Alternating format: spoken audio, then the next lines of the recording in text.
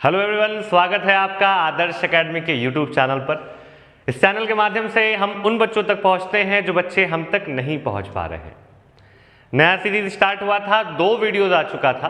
Series का नाम है एप्लीकेशन ऑफ डेरिवेटिव्स, शॉर्ट में AOD कहते हैं। एप्लीकेशन ऑफ डेरिवेटिव्स में हम लोग 6 छोटा छोटा टॉपिक्स पढ़ने वाले हैं। पहला खत्म हो गया है, रेट मेजर्स पहला सब टॉपिक था जो हम लोग खत्म कर लिए। आज दूसरा सब topic tangent and normal start कर रहे हैं। टैंजेंट एंड नॉर्मल स्टार्ट कर रहे हैं और सब बाकी सब नियम वैसा रहेगा। कॉपी पेन लेकर आपको बैठना है, असाइनमेंट रहेगा उसको बनाना है, परेशानी होगा तो पूछना है। जो नियम बाकी वीडियोस में चलता है वही चल रहा है। अगर आप डायरेक्टली इसी वीडियो में पहुंचे हैं तो टैंजेंट नॉर्मल आप देख सकते हैं, लेकिन एप्लीकेशन ऑफ डेरिवेटिव्स पे 2 वीडियोस पहले जा चुका है। चैनल पे डिफरेंशिएशन का सारा वीडियो है, इनवर्स ट्रिग्नोमेट्रिक फंक्शंस का सारा वीडियो है, 11th क्लास का बाइनोमियल थ्योरम का वीडियो है और सेट्स का वीडियो कल से जाना स्टार्ट होगा। कल से यानी कि मंडे से, आज सैटरडे। तो स्टार्ट करते हैं हम लोग कहानी टैंजेंट एंड नॉर्मल।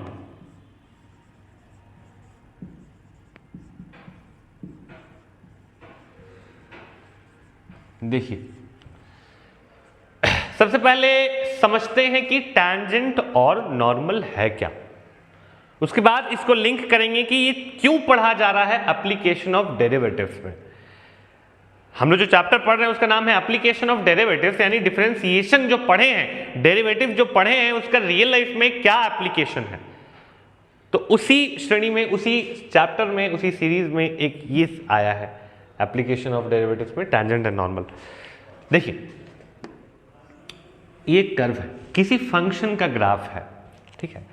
यहां पर कोई पॉइंट है और आपसे कोई पूछ दे कि इस पॉइंट पर टैंजेंट कैसा बनेगा, तो पॉइंट पर टैंजेंट बनता है, उसको जस्ट छू कर निकलता है।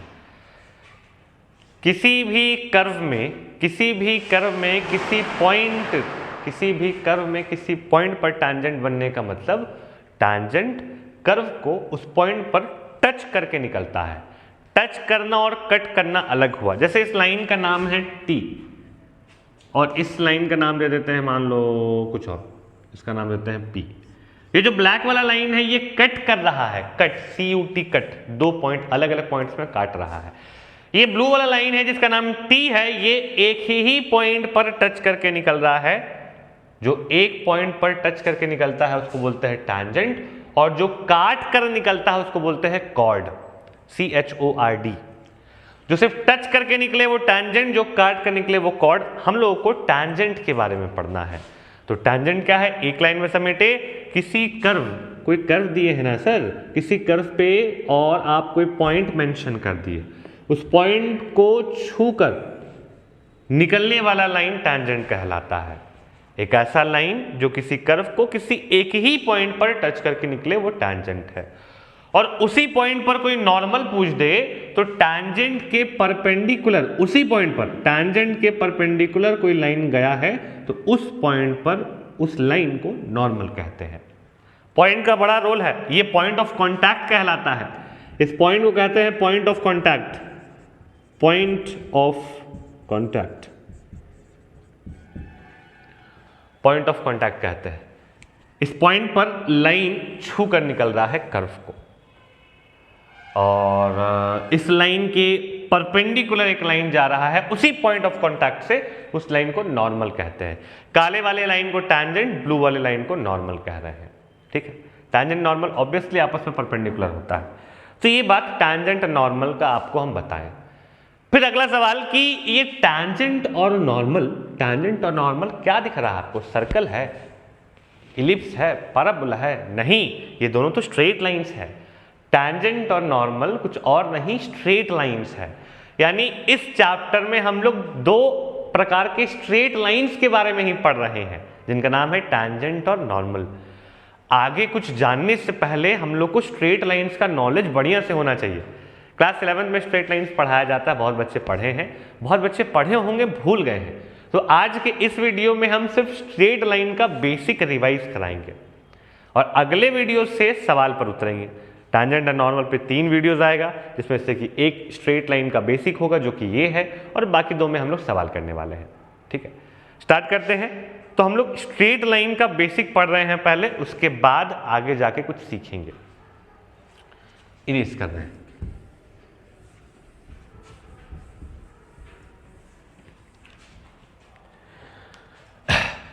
थोड़ा क्विकली बताएंगे, बहुत ज़्यादा इसमें एक्सप्लेन नहीं करेंगे।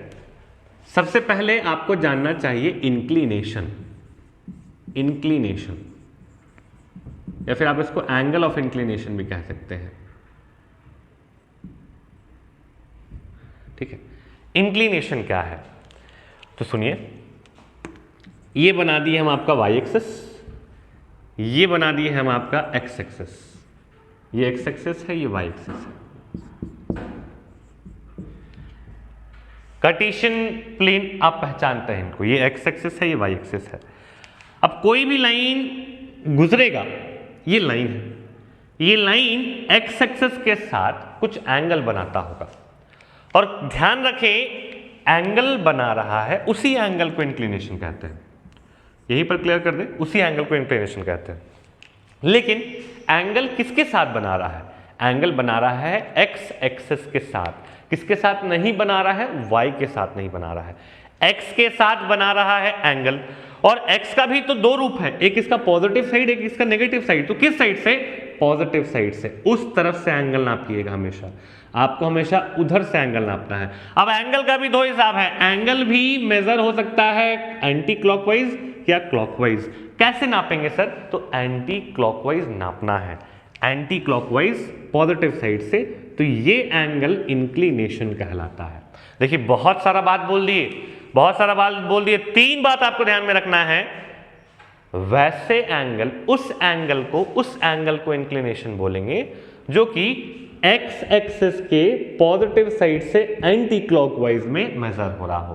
पहला एक्स एक्सिस, दूसरा पॉजिटिव साइड, तीसरा एंटी क्लॉकवाइज डायरेक्शन में। जिस डायरेक्शन में घड़ी घूमता है, घड़ी ऐसे घूमता है, हम लोग को एंटी क्लॉकवाइज उसका उल्टा जाना है, तो ऐसे। ठीक है, समझ में आ रहा है? 3 बात, एक्स एक्सिस के साथ, पॉजिटिव साइड के साथ, एंटी क्लॉकवाइज डायरेक्शन में, तो जो एंगल मेजर होगा उसको हम लोग इंक्लिनेशन कहेंगे। ये इंक्लिनेशन का कहानी है। अब इंक्लिनेशन समझ में आ गया है, डेफिनेशन वगैरह नहीं लिखवाएंगे, सिर्फ समझा रहे हैं कि इंक्लिनेशन क्या है। तो 2 छोटा छोटा फिगर हम आपके सामने बनाते हैं और आपसे पूछते हैं कि ये जो लाल वाला लाइन है इसका इंक्लिनेशन क्या होगा। आप पाएंगे कि ये जो लाल वाला लाइन है वो एक्स एक्सिस के पैरेलल है, यानी एक्स एक्सिस के साथ वो 0 डिग्री बना रहा है। एक्सिस के साथ पैरेलल है तो जो एंगल बना रहा है वो 0 डिग्री है, कैसे भी नापे तो इसका इंक्लिनेशन 0 डिग्री होगा। अब अगर आपको एक लाइन, एक और डायग्राम दे दे, एक और डायग्राम दे दे और आपसे पूछे कि ये ब्लू वाला लाइन का इंक्लिनेशन कितना है, इंक्लिनेशन सुनते ही आपके दिमाग में आता है थीटा। थीटा यानी एंगल। एंगल किसके साथ नापे? तो एंगल एक्स के साथ। किस डायरेक्शन में? पॉजिटिव साइड से एंटी क्लॉकवाइज डायरेक्शन में। तो जब आप एंगल नापिएगा तो यहाँ पे एंगल 90 डिग्री होगा। तो ये समझे हैं सर कि अगर कोई लाइन एक्स एक्सिस के पैरेलल है तो उसका इंक्लिनेशन 0 डिग्री, अगर कोई लाइन वाई एक्सिस के पैरेलल है तो उसका इंक्लिनेशन 90 डिग्री। अगर किसी लाइन का इंक्लिनेशन 90 डिग्री है, ध्यान से सुनो, अगर किसी लाइन का इंक्लिनेशन 90 डिग्री है, इंक्लिनेशन 90 है, यानी एक्स के साथ वो 90 डिग्री बना रहा होगा। एक्स के साथ 90 बनाएगा तो वो वाई एक्सिस के पैरेलल होगा। इंक्लिनेशन 0 यानी एक्स के साथ 0, एक्स के साथ 0 यानी एक्स एक्सिस के पैरेलल। ये इंक्लिनेशन का इतना बात आपको पता होना चाहिए। इसी ढंग से आप इसको अपने कॉपी में नोट डाउन कर लीजिए। अब हम आगे बढ़ते हैं। इंक्लिनेशन जानने के बाद स्लोप बतलाते हैं। स्लोप, SLOPE, हटा दे, हटा दे या लिख देते हैं। अब इतना कर ही रहे हैं तो लिख ही देते हैं। इंक्लिनेशन क्या है लिख देते हैं। यहां लिख रहा है, तुम लोग एडजस्ट कर लेना। The angle theta made by the line with positive side of x axis in anti-clockwise direction is called inclination, या फिर ज़्यादा बेहतर होगा angle of inclination of the line. ये तुम लोग लिख डालो, जगह बना के लिख लेना, जहां हम लिखें वहां मत लिखना, क्योंकि क्वाड्रेंट सेकंड क्वाड्रेंट में लिखा गया है। चलो ठीक है, ये इंक्लिनेशन का बात हो गया, इंक्लिनेशन हटा रहे हैं। इंक्लिनेशन में क्या सीखे, हटाने से पहले रिकैप करते हैं, जरा और रिपीट करते हैं मेरे साथ। इंक्लिनेशन का मतलब है सर एंगल, वो एंगल जो कि लाइन एक्स एक्सिस के साथ, सॉरी पॉजिटिव एक्स एक्सिस के साथ एंटी क्लॉकवाइज डायरेक्शन में बना रहा हो। इंक्लिनेशन किसका निकलता है, तो लाइन का निकलता है। चलो, इंक्लिनेशन सीख गए तो अब आगे बढ़ते हैं।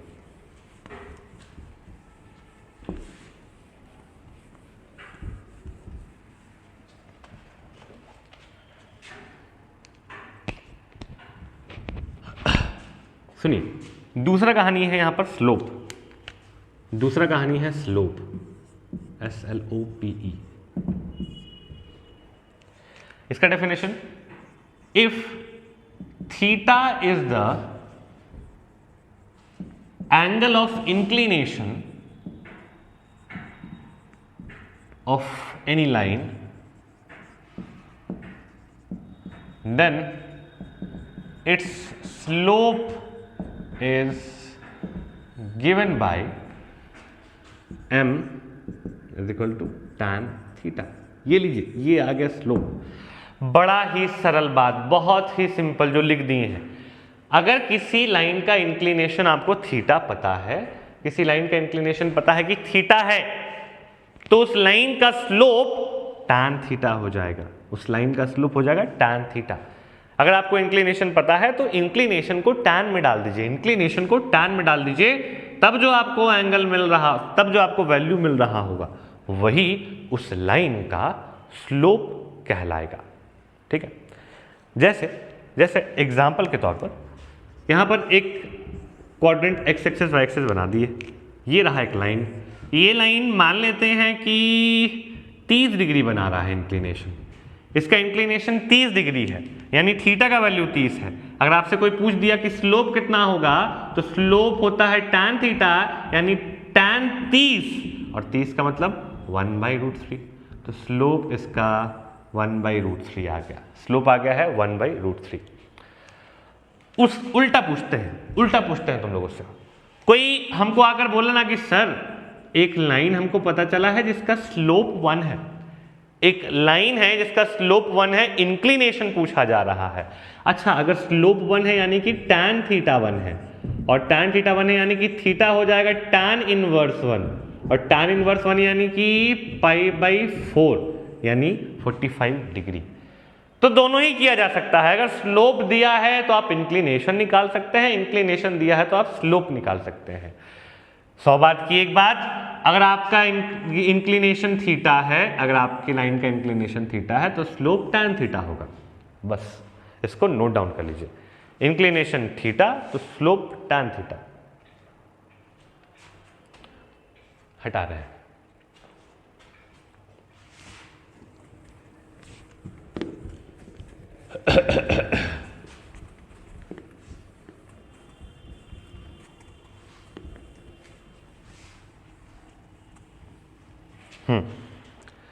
अब तीसरा बात जो आपको जानना है,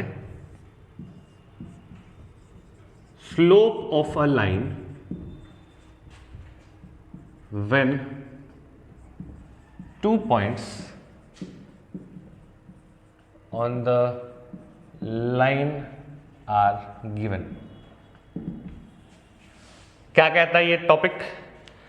ये टॉपिक कहता है कि अच्छा, उससे पहले स्लोप निकालने के लिए अभी तक क्या रिक्वायरमेंट था? स्लोप अगर हमको चाहिए तो क्या पता होना चाहिए? हम लोगों को इंक्लिनेशन पता होना चाहिए।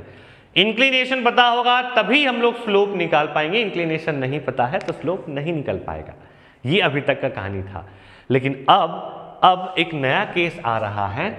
अगर आपके लाइन पर आपको 2 पॉइंट दे दिया गया है, एक का नाम है x1 y1 और एक का नाम है x2 y2।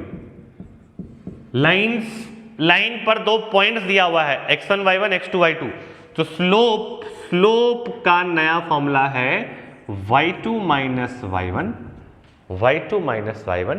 Divided by x2 minus x1। ये स्लोप निकालने का तरीका है विदाउट इंक्लिनेशन।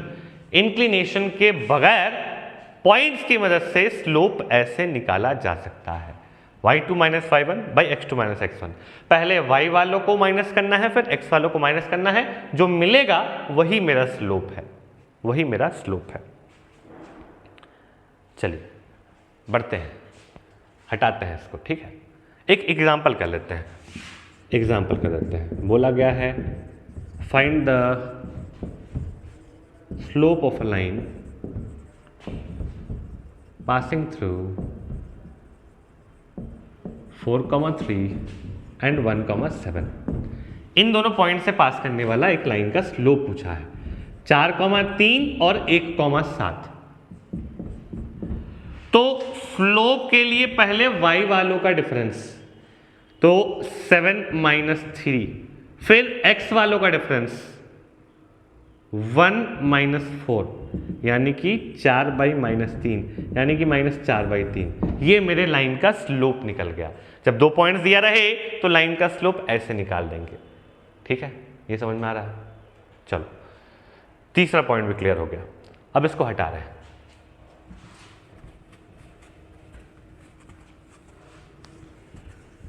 तीन पॉइंट्स हम लोग देखे, इंक्लिनेशन देखे, स्लोप देखे इंक्लिनेशन की मदद से, स्लोप देखे 2 पॉइंट की मदद से। अब आगे बढ़ने से पहले कुछ बातों को नोट डाउन करते हैं, ये इंपॉर्टेंट है। सबसे पहला नोट,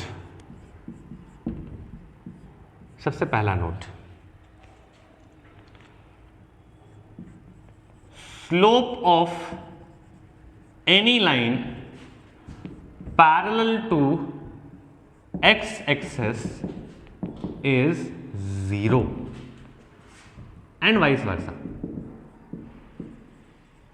क्या मतलब है इसका? मतलब क्या है? मतलब ये है कि अगर किसी लाइन का स्लोप 0 है, तो वो x एक्सिस के पैरेलल होगा। और उल्टा भी सही है, अगर कोई लाइन x एक्सिस के पैरेलल है तो स्लोप 0 होगा। क्यों ऐसा होता है? आप याद करिए कि अगर कोई लाइन x एक्सिस के पैरेलल होता है, तो इंक्लिनेशन हो जाता है 0, इंक्लिनेशन 0 होता है।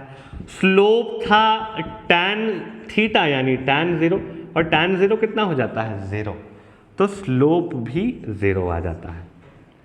तो दोनों ही सही है, दोनों ही किसी भी डायरेक्शन से आप समझने की कोशिश करें।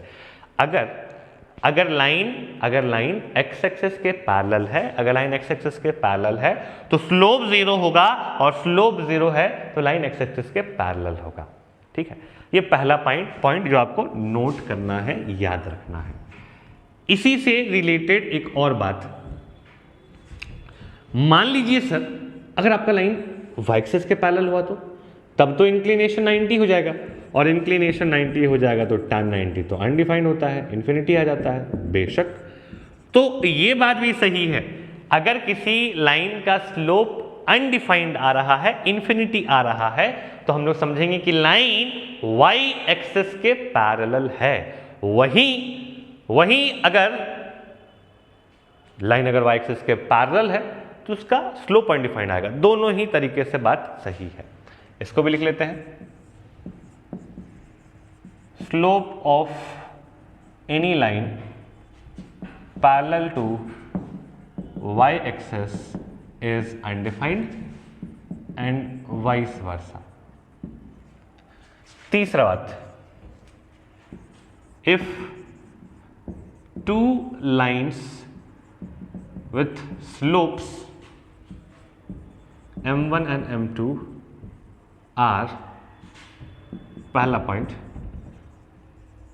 Parallel, then m1 is equal to m2 perpendicular then m1 into m2 is equal to -1। क्या कहता है ये तीसरा वाला पॉइंट? आप तो जल्दी जल्दी में लिख दिए सर, समझाइए। अब देखो समझाते हैं।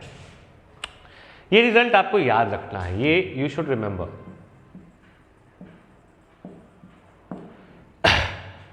अगर दो लाइंस है जिनका स्लोप m1 और m2 माना जा रहा है, एक लाइन का स्लोप m1 है, दूसरे लाइन का स्लोप m2 है, तो अगर वो लाइंस पैरेलल होंगे तो उनका स्लोप्स बराबर होगा।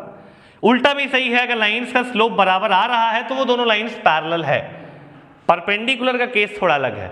अगर उन दोनों के स्लोप का प्रोडक्ट -1 आता है तो लाइंस परपेंडिकुलर है, और अगर परपेंडिकुलर होगा तो स्लोप का प्रोडक्ट -1 आएगा। अगर दो लाइंस हैं वो दोनों आपस में परपेंडिकुलर है, एक का m1 एक का m2 है स्लोप, तो इनका स्लोप का प्रोडक्ट -1 होगा। वैसे ही अगर दो लाइंस हैं ये दोनों पैरेलल है with slope m1 and m2, तो m1 will be equal to m2। ये दो रिजल्ट्स आपको याद रखने हैं, ये दो रिजल्ट्स आपको पता होना चाहिए, ठीक है। इसको इरेज कर रहे हैं, नोट में ही एक और पॉइंट लिखेंगे, इसको हम इरेज कर रहे हैं। आप जल्दी से इसको नोट डाउन कर लीजिए, जल्दी से नोट डाउन कर लीजिए, हम आगे बढ़ते हैं।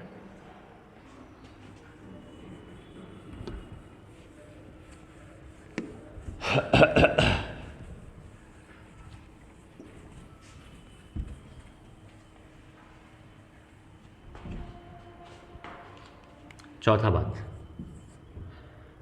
बात ये था, हाँ, if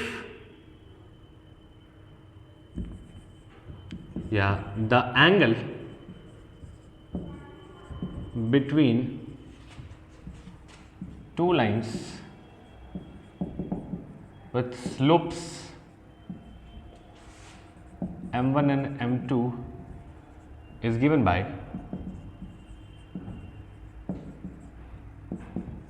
tan theta is equal to mod m1 minus m2 by 1 plus m1 m2, where theta is the angle between the two lines. क्या मतलब है इसका सर? अगर हम आपको दो लाइन्स दे देते हैं, ठीक है, दो लाइन्स दे देते हैं, एक का स्लोप होगा m1, दूसरे का स्लोप होगा m2, और बदले में हम आपसे इनके बीच का एंगल पूछ दें, बदले में आपको हम पहले क्या दिए हैं? दो लाइन्स का स्लोप m1 m2, और फिर इन दोनों के बीच का एंगल पूछा जाए तो इन दोनों के बीच का एंगल इस फॉर्मूले से निकलेगा, tan theta is equal to m1 minus m2 by 1 plus m1 m2। ये आपको पता होना चाहिए। ये चार छोटा छोटा रिजल्ट्स जो नोट में हम लोग लिखें, ये बहुत इंपॉर्टेंट है और हर दूसरे क्वेश्चन में इनका इस्तेमाल होगा। ये भी आप लिख लीजिए, इसको हम इरेज कर रहे हैं और आगे बढ़ते हैं इक्वेशंस की तरफ। उम्मीद करते हैं कि बहुत ज़्यादा तेज हम ना जा रहे हों, क्योंकि हमको लगता है कि हम थोड़ा सा तेज जा रहे हैं।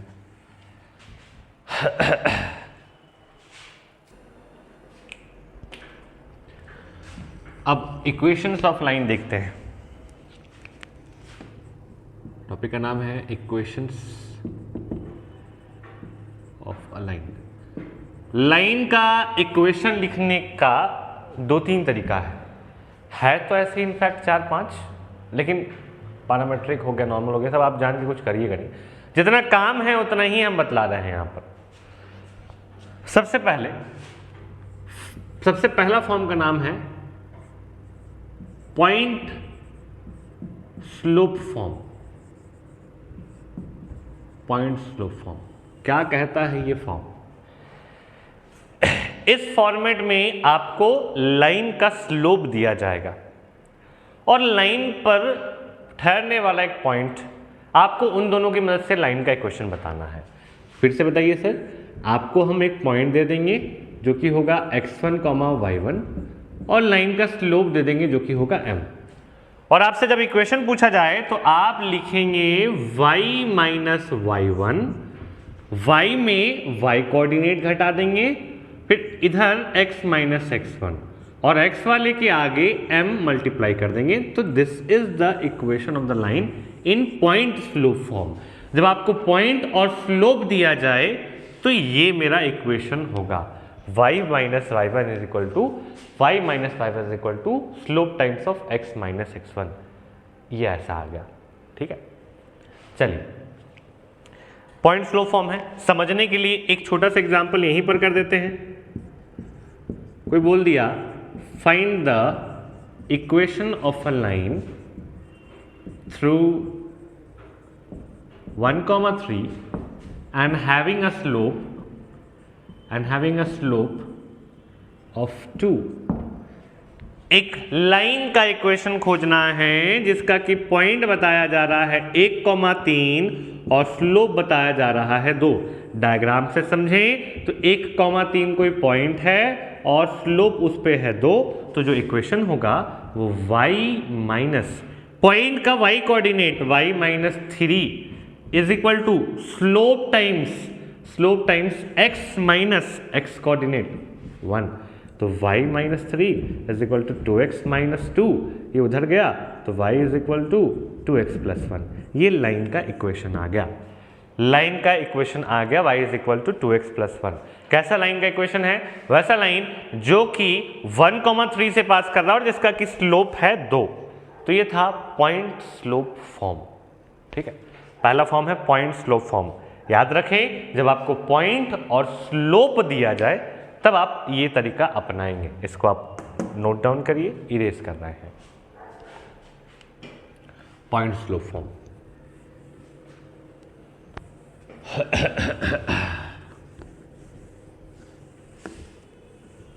तो लाइन का इक्वेशन निकालने का पहला तरीका हो गया पॉइंट स्लोप फॉर्म। दूसरा तरीका है 2 point form.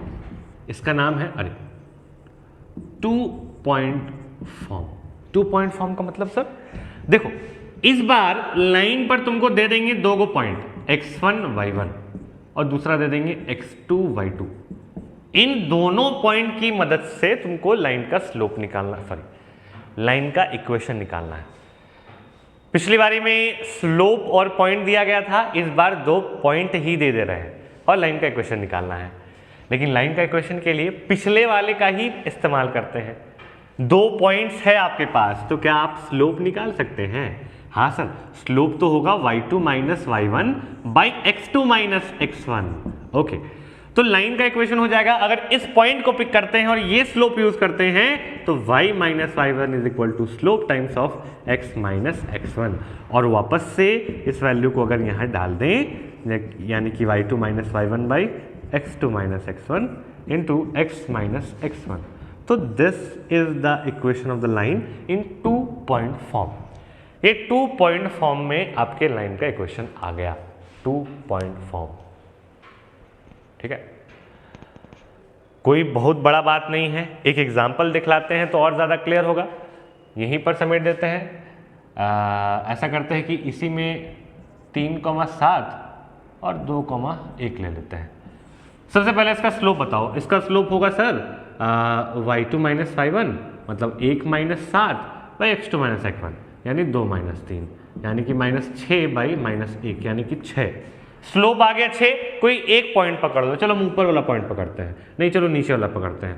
y minus 1 is equal to 6 times of x minus 2। y minus 1 is equal to 6x minus 12। y is equal to 6x plus minus 11। ऐसा हाँ, ये आ गया आपके लाइन का equation. y is equal to 6x minus 11। जब 2 point दिया रहे तो लाइन का इक्वेशन निकालने का ये तरीका हो गया। अब इसको कर रहे हैं इरेज। 2 पॉइंट फॉर्म में जान गए आप। अब तीसरा आपको दिखला रहे हैं। तीसरा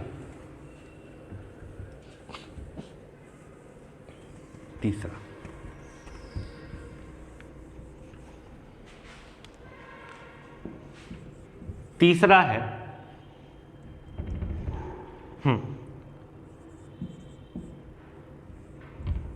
तीसरा है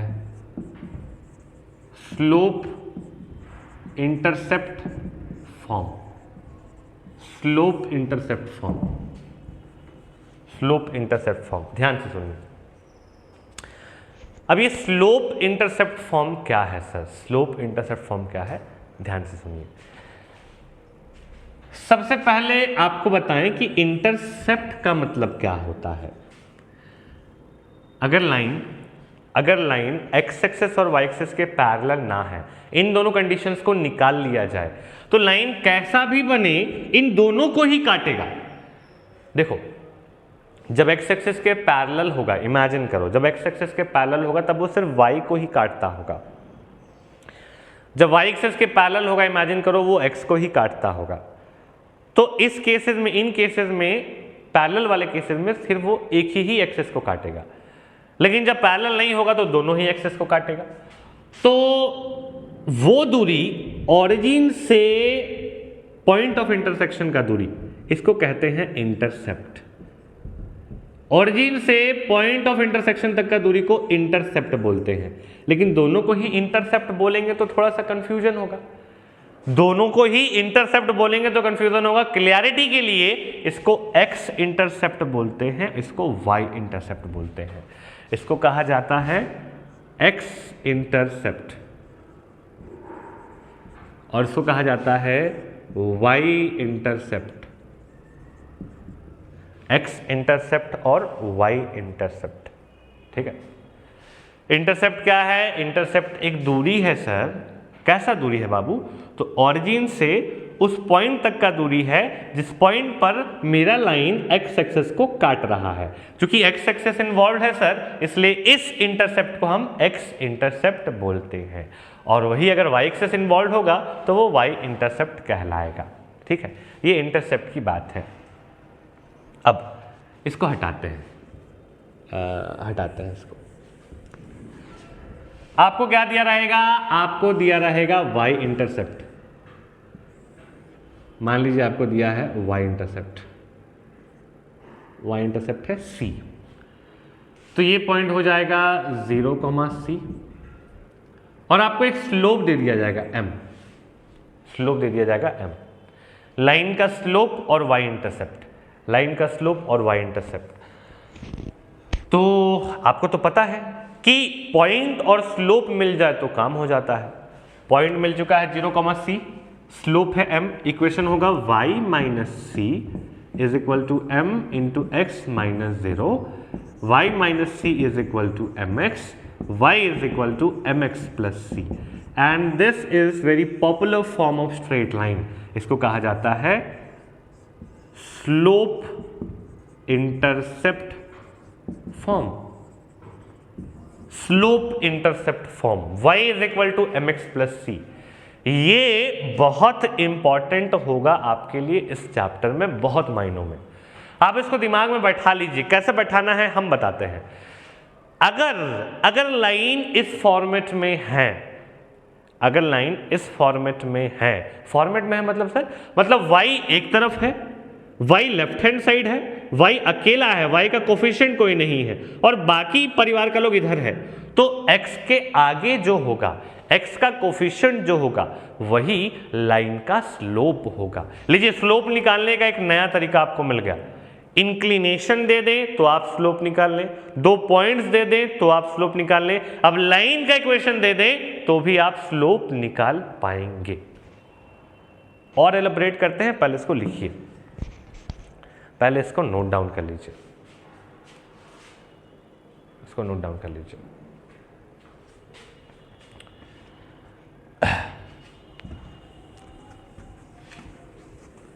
देखो,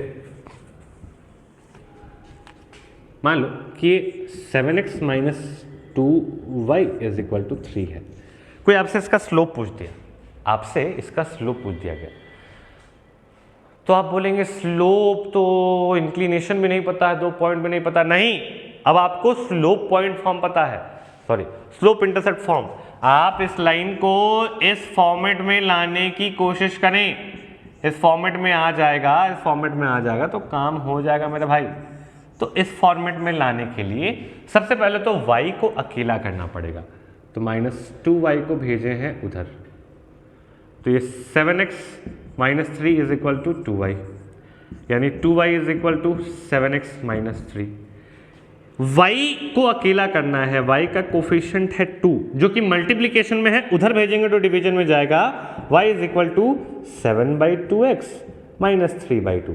लीजिए आ गया इस फॉर्मेट में, ये जो लाल वाला आप लिख दिए थे ना सर, उसी के फॉर्मेट में ले आए। हाँ तो हो गया, x का जो कोफिशिएंट है वही स्लोप होगा। इस लाइन का स्लोप 7/2 होगा, इस लाइन का स्लोप 7/2 होगा। आइए एक बार और, x plus 3y is equal to 1, इसका स्लोप बताना है। फॉर्मेट में लाते हैं, y को अकेला रखना है, x जो कि इधर पॉजिटिव है उधर जाके नेगेटिव होगा, तो 3y will be minus x plus 1। 3 जो मल्टीप्लीकेशन में है उसको डिवीजन में जाना होगा, y will be minus 1/3x plus 1/3। आ गया इस फॉर्मेट में, x का जो कोफिशिएंट है वही इस लाइन का स्लोप कहलाएगा। ये इस लाइन का स्लोप हो गया, ठीक है। ये स्लोप इंटरसेप्ट फॉर्म था। 2 फॉर्म्स और है, उसको आपको जानने की जरूरत नहीं है, 3 फॉर्म्स इनफैक्ट, उसको जानने की जरूरत नहीं है, इतना में ही काम हो जाएगा। अब 2-3 क्वेश्चन हम बताते हैं इन सभी कंसेप्ट को मिक्सअप करके, ताकि आपके दिमाग में बैठे।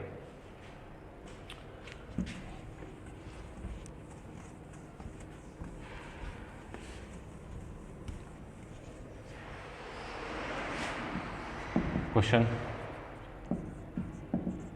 find the equation of a line passing through 2,3